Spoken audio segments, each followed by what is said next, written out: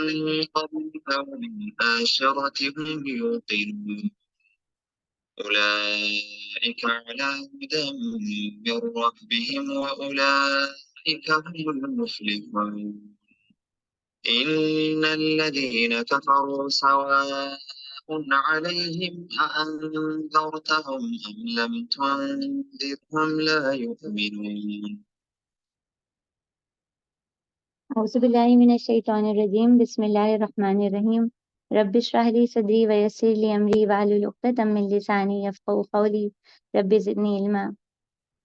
آج انشاءاللہ تعالیٰ ہم اپنے جز 1 کے کچھ نکات دیکھیں گے، اور ایک چیز جو آپ سب کے سامنے رکھوں گی کہ 15 منٹ ہمارے سیشن کے ہیں، اور 15 منٹ دراصل صرف اور صرف یہ ہے کہ میرا اور آپ کا صبح کا آغاز قرآن مجید کے ساتھ ہو، اور پھر دن کے بعد ہم اس جز کا جس کا صبح ہم نے نکات لیے ہوں اس کا مطالعہ کریں، اس کی تلاوت کو سنیں بھی، اس کو پڑھیں بھی، اس کا ترجمہ بھی پڑھیں اور تفسیر کا بھی مطالعہ کریں، اور اس کے بعد پھر اپنے لیے کرنے کے کام ضرور سوچیں کہ قرآن مجید مجھ سے اور آپ سے کیا تقاضا کر رہا ہے اور کیسے ہماری زندگی میں تبدیلی لانا چاہتا ہے، اور پھر اس چیز کو اپنے عمل میں لے کے آئیں۔ سب سے پہلے جب ہم اس جز کی طرف جائیں گے تو پہلی بات یہ کہ آپ سب کے لیے بہت مبارکباد۔ نبی کریم صلی اللہ علیہ وآلہ وسلم نے فرمایا ہے، خیرکم من تعلم القرآن وعلمہ، تم میں سے بہترین وہ ہیں جنہوں نے قرآن مجید سیکھا اور سکھایا۔ تو اللہ تعالیٰ آپ سب کا سیکھنا، بیٹھنا، جڑنا قبول فرمائیں، اور اس نافع علم کو مقبول عمل میں ڈال دیں، آمین ثم آمین۔ قرآن مجید اور خواتین کا ہمیشہ سے تعلق ہے۔ دیکھیے جب پہلی وحی آتی ہے اس کی تصدیق بھی حضرت خدیجہ کرتی ہیں، حضرت عمر کے قبول اسلام کا واقعہ تو ہم سب کو ہی یاد ہے کہ ان کی بہن کی مضبوطی، قرآن سے تعلق اور استقامت نے حضرت عمر کو اسلام کی طرف متوجہ کر دیا۔ تو آئیے ہم بھی اس کتاب سے جڑیں جیسے کہ جڑنے کا حق ہے۔ محض 15 منٹ ہیں، لیکن پورا دن مجھے اور آپ کو اس قرآن کی تلاوت کرنی ہے، یاد کرنے کی کوشش کرنی ہے اور اس کو دل میں بسانا ہے انشاءاللہ تعالی۔ سب سے پہلی بات کیا ہے کہ قرآن مجید سے جڑنا کیوں ہے؟ کیونکہ اللہ تعالیٰ نے کہا ہے کہ اس قرآن کے ذریعے تم جہاد کبیر کرو، یعنی معاشرے میں تبدیلی لاؤ، اس قرآن مجید کی تعلیمات پر عمل کر کے اور اس کی تعلیمات کو پھر آگے پھیلا کے۔ تو آج میرا اور آپ کا ایک کام یہ بھی ہوگا کہ جو کچھ ہم ان 15 منٹ میں سیکھیں گے اور دن بھر تدبر کریں گے اور قرآن سے جڑیں گے تو اس کو کم سے کم کسی ایک فرد کو مزید ضرور بتائیں۔ ہو سکتا ہے وہ ہمارے بچے ہوں یا ہمارے شوہر ہوں، لیکن کسی ایک فرد تک اس کی دعوت آگے لے کے جانا ہے انشاءاللہ۔ جب ہمارے پاس پہلے جو اس کا آغاز ہوتا ہے اس کے اندر سورہ فاتحہ ہے، اور سورہ فاتحہ وہ خوبصورت اور وہ شاندار آیات ہیں جو اس دنیا میں سب سے زیادہ پڑھی جانے والی ہیں۔ آپ دیکھیے ہم میں سے ہر مسلمان جو 5 وقت کی نماز ادا کرتا ہے وہ دن میں تقریباً 2 درجن تو پڑھ ہی لیتا ہے، سورہ فاتحہ کی تلاوت کرتا ہے، یعنی صبح سے لے کر رات تک، اور پھر اس کے بعد 1400 سال سے یہ سلسلہ جاری ہے، اور 1400 سال سے اگر آپ حساب لگائیے یعنی اپنی زندگی کا بھی کہ کتنی دفعہ سورہ فاتحہ پڑھی گئی ہے، تو محسوس ہوتا ہے کہ سورہ فاتحہ ایک بہت بڑا خزانہ ہے، اور جس طرح قرآن مجید میں اس کا تذکرہ کیا گیا ہے کہ یہ بار بار پڑھی جانے والی آیات ہیں، تو سورہ فاتحہ مجھے اور آپ کو جب زندگی میں ہم اتنی دفعہ اس کی تلاوت کرتے ہیں تو اس کے سبق کو بھی ضرور دیکھنا چاہیے کہ یہ کس طرح ہمیں اور ہمارے رب سے جوڑتی ہے۔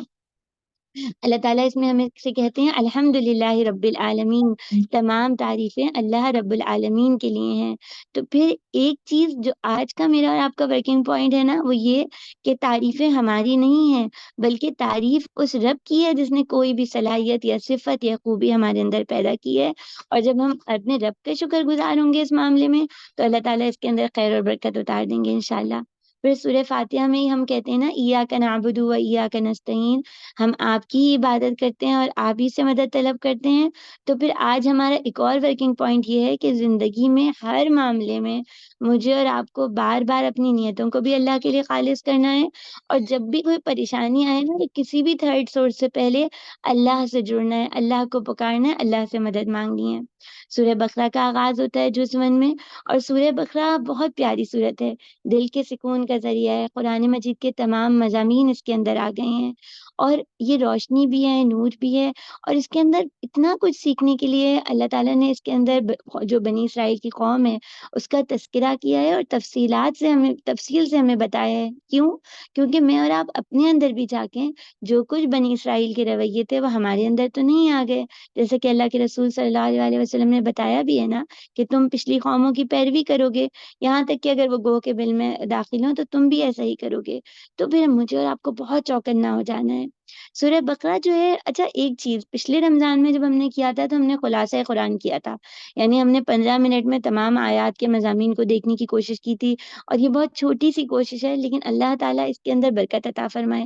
اس دفعہ ہم پورے پارے کے پوائنٹس نہیں دیکھیں گے، بلکہ پارے کے اندر سے 2 یا 3 آیات اپنے لیے نکالیں گے جن پر ہمیں پورا دن غور و فکر کرنا ہے اور اپنے اوپر کام کرنا ہے۔ تو آج کی جو آیت ہے نا وہ کیا ہے؟ دل کے حوالے سے بات ہے۔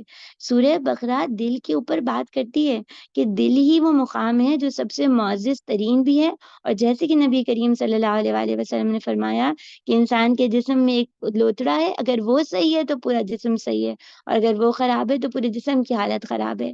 تو اللہ تعالیٰ یہاں پر کس طرح بتاتے ہیں، آیت نمبر 7 میں دیکھیے، ختم اللہ علی قلوبہم وعلی سمعہم وعلی ابصارہم غشاوہ ولہم عذاب عظیم۔ اللہ کہتے ہیں اللہ نے ان کے دلوں پر، ان کی سماعت پر، ان کی بصارت پر مہر لگا دی اور پردہ چڑھا دیا، اور ان کے لیے عذاب عظیم ہے۔ اور اسی طرح ایک اور گروہ کا اللہ بتاتے ہیں، یہ پہلا گروہ تو وہ ہے جو انکار کرنے والا ہے، دوسرا گروہ کون سا ہے؟ جن کے دل مرض زدہ ہیں، فی قلوبہم مرض فزادہم اللہ مرضا۔ آیت نمبر 10 میں اللہ تعالیٰ کہتے ہیں ان کے دلوں میں مرض ہے، بیماری ہے۔ لیکن بیماری یا مرض یا دل کے سخت ہونے کا مطلب کیا ہے؟ اس کو دیکھ کے اپنے آپ کو آئینے میں دیکھتے ہیں۔ اس کا مطلب یہ ہے کہ دل اللہ کا کلام سن کے نرم نہیں ہوتا، آیات سامنے پڑھی جاتی ہیں، انسان ان پہ غور و فکر نہیں کرتا، نصیحت نہیں پکڑتا، دل لرزتا نہیں ہے کہ اللہ رب العالمین ہم سے مخاطب ہیں، اللہ نے یہ بات کہی کہ غیبت نہ کرو، بالکل صاف اور دو ٹوک حکم ہے، لیکن میں پھر بھی کرتی ہوں۔ تو دل لرزتا نہیں ہے، کانپتا نہیں ہے، پھر عمل نہیں بدلتا۔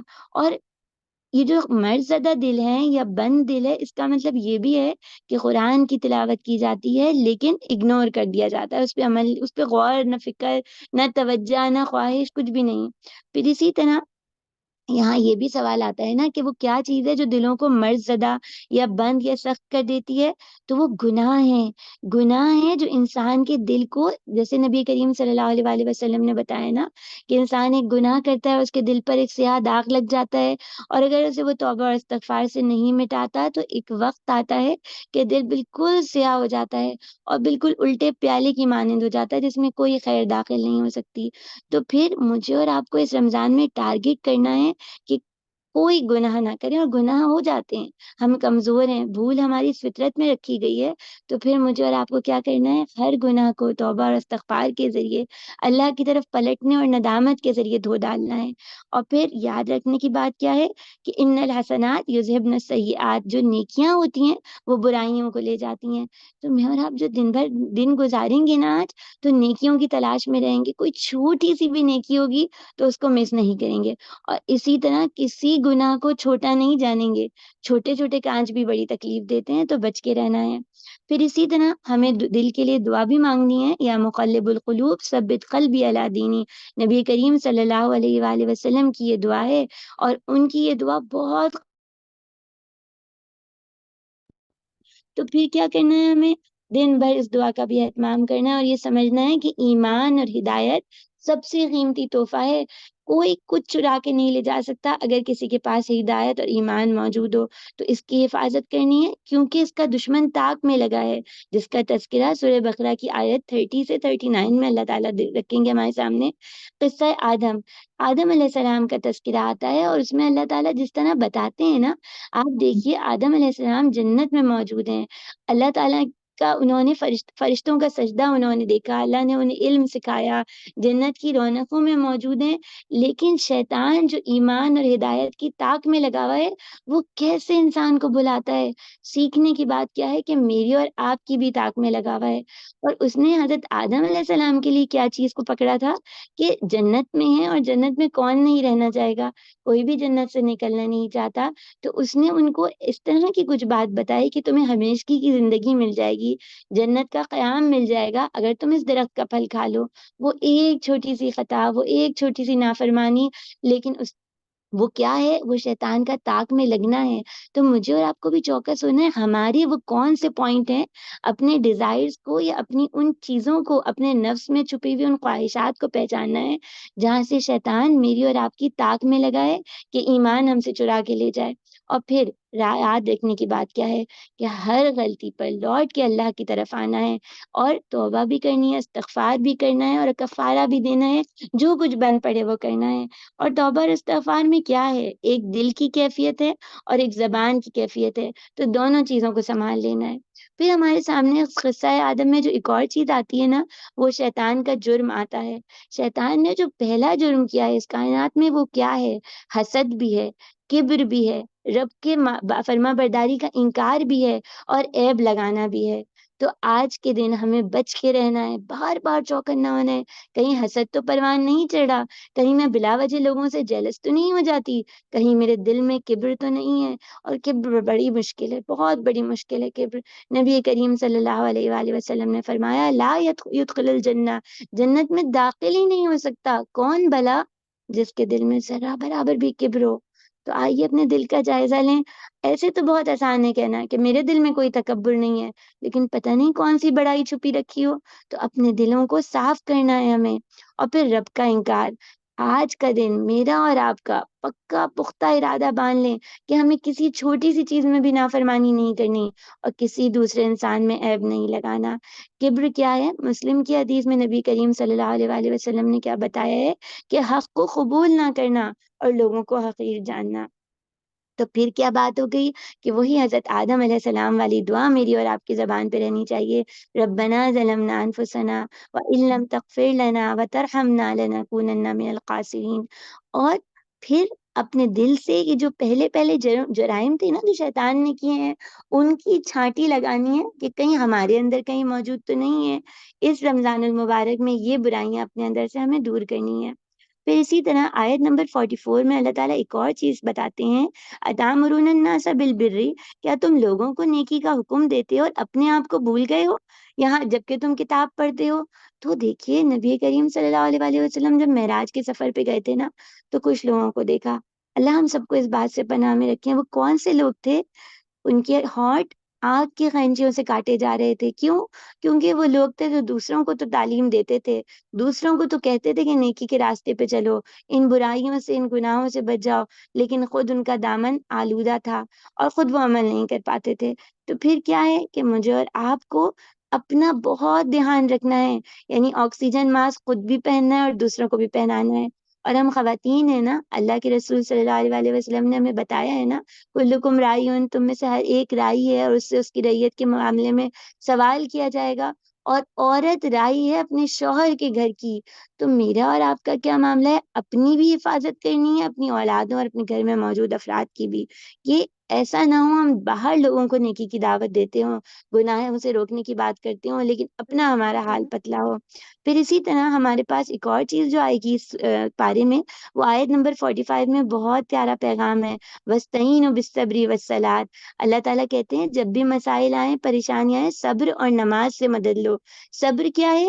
اللہ کی اطاعت پہ جم جانا، گناہوں سے بچنے پہ جم جانا، مشکلات آنے میں اللہ کی ذات پر توکل کر کے بچ کے رہنا اور مطمئن حالت میں رہنا۔ اور اللہ نے یہ بھی فرمایا دونوں کام بہت مشکل ہیں سوائے اس کے جو خشوع اختیار کریں۔ اور حضرت عمر کا واقعہ یاد کیجیے گا، ایک شخص جھکا جھکا چلا جاتا تھا نوجوان، حضرت عمر نے اسے ٹوکا کہ خشوع دل میں ہوتی ہے، دل میں ہوتا ہے خشوع، یہ کیفیت عاجزی دل میں ہوتی ہے، ظاہر میں نہیں۔ حضرت عمر کا کردار دیکھیے کے ڈانٹتے تو زور سے ڈانٹتے، بات کرتے تو گونجدار آواز میں، لیکن دل میں ان کی خشیت موجود تھی۔ پھر اسی طرح ہمارے پاس 123 میں حضرت ابراہیم علیہ السلام کا قصہ شروع ہوگا، اور یاد رکھیے کہ سورہ بقرہ مدنی سورت ہے، یعنی نبی کریم صلی اللہ علیہ وآلہ وسلم اور صحابہ مدینہ میں ہیں، مکہ کی پیاری بستی سے دور ہیں، اور اللہ انہیں قصہ سنا رہے ہیں حضرت ابراہیم علیہ السلام کا کہ کیسے انہوں نے اللہ کے گھر کی تعمیر کی تھی۔ اور پھر ایک طرح سے یہ خوشخبری بھی ہے کہ آپ بھی واپس مکہ لوٹ کے آئیں گے۔ اور حضرت ابراہیم علیہ السلام کا رویہ کیسا ہے نا، اللہ تعالیٰ کا گھر تعمیر کر رہے ہیں، لیکن کیا کہہ رہے ہیں، ربنا تقبل منا۔ تو پھر آج کے روزے میں آج کا پورا دن بار بار یاد رکھنا ہے کہ ہمارا کوئی عمل نہ کوئی اہمیت نہیں رکھتا، بس ساری بات یہ ہے کہ اللہ اس کو قبول فرما لیں۔ تو اپنے عمل کے لیے اللہ سے نیت بھی خالص کرنی ہے، اور دعائیں بھی کرنا ہے کہ اللہ میری ٹوٹی پھوٹی کوششوں کو قبول کر لیجئے، ہم سے راضی ہو جائیے اور ہمیں راضی رکھیے، آمین ثم آمین۔ پھر اسی طرح اختتام کی طرف ہم چلتے ہیں۔ اللہ تعالیٰ نے 122 میں کیا بتایا، وَوَصَّىٰ بِهَا ابراہیم، اللہ تعالیٰ نے بتایا کہ ابراہیم علیہ السلام کا جب وقت رخصت آیا تو انہیں اپنی اولاد کی کس بات کی فکر تھی، فَلَا تَمُوتُنَّ وَأَنتُم مُسْلِمُونَ، کہ تم نہیں مرنا، موت نہ آئے تمہیں یہاں تک کہ تم حالت ایمان یا فرما برداری میں ہو۔ تو پھر مجھے اور آپ کو اپنے بچوں کی بہت فکر کرنی ہے۔ یہ رمضان فیملی رمضان بنانا ہے، اس رمضان میں خاندان کے ساتھ مل کے اللہ کی طرف رجوع کرنا ہے، قرآن سے جڑنا ہے، قرآن کی تلاوت بھی سننی ہے، اس پہ غور و فکر بھی کرنا ہے، اس کا ترجمہ بھی پڑھنا ہے، اور چاہے ایک لفظ کے معنی یاد کریں، لیکن اگر مجھے اور آپ کو قرآن کے معنی نہیں یاد تو یہ رمضان میں کم سے کم 30 الفاظ ایسے ہوں جس کے معنی ہم بھی یاد کریں اور ہمارے گھر میں موجود افراد بھی یاد کریں۔ ایک رمضان میں 30 الفاظ، سال کے 365 دن میں انشاءاللہ بہت اچھی طرح سے ہم آگے بڑھیں گے۔ اللہ تعالیٰ ہمارے لیے قرآن سے جڑنا، اس پہ عمل کرنا آسان کر دیں۔ اور دیکھیے پچھلی قوموں نے قرآن مجید اپنی آسمانی کتابوں کو چھوڑا تھا، اور ایسا نہ ہو کہ ہم بھی قرآن مجید کو چھوڑنے والوں میں سے ہوں۔ قرآن کو چھوڑنے کا مطلب کیا ہے، اس کا پیمانہ اور معیار کیا ہے، وہ کوئی ایک نہیں بلکہ ایسا ہے کہ قرآن پڑھ لیا لیکن عمل نہ کیا، عمل میں تبدیلی نہ ہے، یہ اس کا ایک وہ ہے۔ تو بس اللہ تعالیٰ ہم سب کے لیے آسان کریں۔ اپنے ورکنگ پوائنٹس نوٹ کیجئے، انشاءاللہ تعالیٰ کل صبح اسی وقت ملاقات ہوگی۔ اللہ تعالیٰ ہمارے لیے قرآن مجید سے جڑنا آسان کریں۔ سبحانک اللہم بحمدک، نشہد ان لا الہ الا انت، نستغفرک و نتوب الیک۔ السلام علیکم و رحمۃ اللہ وبرکاتہ۔